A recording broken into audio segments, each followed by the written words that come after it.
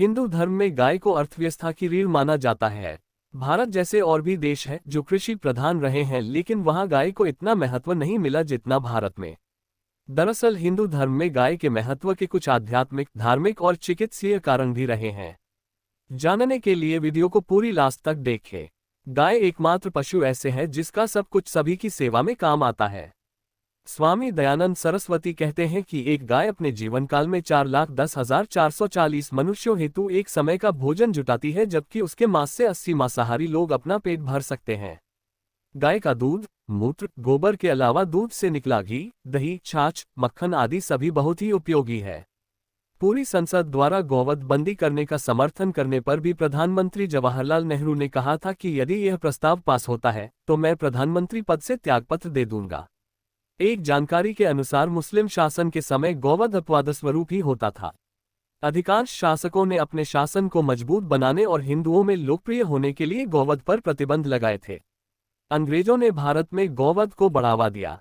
अपने इस कुकर्म पर पर्दा डालने के लिए उन्होंने मुस्लिम कसाईयों की नियुक्ति बूचड़खानों में की थी। गुरु वशिष्ठ ने गाय के कुल का विस्तार किया और उन्होंने गाय की नई प्रजातियों को भी बनाया। तब गाय की 8 या 10 नस्लें ही थीं, जिनका नाम कामधेनु, कपिला, देवनी, नंदनी, भौमा आदि था। भगवान श्री कृष्ण ने गाय के महत्व को बढ़ाने के लिए गाय पूजा और गौशालाओं के निर्माण की नए सिरे से नींव रखी थी। भगवान बालकृष्ण ने गाय चराने का कार्य गोपाष्टमी से प्रारंभ किया था। पंजाब केसरी महाराजा रणजीत सिंह ने अपने शासनकाल के दौरान राज्य में गौहत्या पर मृत्युदंड का कानून बनाया था। रामचंद्र वीर ने 70 दिनों तक गौहत्या पर रोक लगवाने के लिए अनशन किया था। वैज्ञानिक शोधों से पता चला है कि गाय में जितनी सकारात्मक ऊर्जा होती है उतनी किसी अन्य प्राणी में नहीं। गाय की पीठ पर रीढ़ की हड्डी में स्थित सूर्यकेतु स्नायु हानिकारक विकिरण को रोककर वातावरण को स्वच्छ बनाते हैं। ये पर्यावरण के लिए लाभदायक है। गाय की रीढ़ में स्थित सूर्यकेतु नाड़ी सर्वरोगनाशक, सर्वविषनाशक होती है।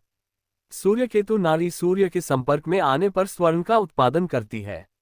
गाय के शरीर से उत्पन्न ये सोना गाय के दूध, मूत्र व गोबर में मिलता है। ये स्वर्ण दूध या मूत्र पीने से शरीर में जाता है और गोबर के माध्यम से खेतों में। कई रोगियों को स्वर्ण भस्म दिया जाता है। वैज्ञानिक कहते हैं कि गाय एकमात्र ऐसा प्राणी है जो ऑक्सीजन ग्रहण करता है और ऑक्सीजन ही छोड़ता है, जबकि मनुष्य सहित सभी प्राणी ऑक्सीजन लेते और कार्बन डाइऑक्साइड छोड़ते हैं। पेड़ पौधे इसका ठीक उल्टा करते हैं। देशी गाय के 1 ग्राम गोबर में कम से कम 300 करोड़ जीवाणु होते हैं। रूस में गाय के घी से हवन पर वैज्ञानिक प्रयोग किए गए हैं। 1 तोला 10 ग्राम गाय के घी से यज्ञ करने पर 1 टन ऑक्सीजन बनती है। विश्व की सबसे बड़ी गौशाला पथमेड़ा, राजस्थान में है। गौवंशीय पशु अधिनियम 1995 के अंतर्गत 10 वर्ष तक का कारावास और 10,000 रुपये तक का जुर्माना है। एक समय वह भी था जब भारतीय किसान कृषि के क्षेत्र में पूरे विश्व में सर्वोपरि था। इसका कारण केवल गाय थी। भारतीय गाय के गोबर से बनी खाद ही कृषि के लिए सबसे उपयुक्त साधन थे। खेती के लिए भारतीय गाय का गोबर अमृत समान माना जाता था। किंतु हरित क्रांति के नाम पर सन 1960 से 1985 तक रासायनिक खेती द्वारा भारतीय कृषि को लगभग नष्ट कर दिया गया। अब खेत उर्वर नहीं रहे। अब खेतों से कैंसर जैसी बीमारियों की उत्पत्ति होती है। हिंदू धर्म के अनुसार गाय में 33 कोटि देवी देवता निवास करते हैं। कोटि का अर्थ करोड़ नहीं, प्रकार होता है। इसका मतलब गाय में 33 प्रकार के देवता निवास करते हैं। ये देवता है 12 आदित्य, 8 वसु, 11 रुद्र और 2 अश्विन कुमार। ये मिलकर कुल 33 होते हैं।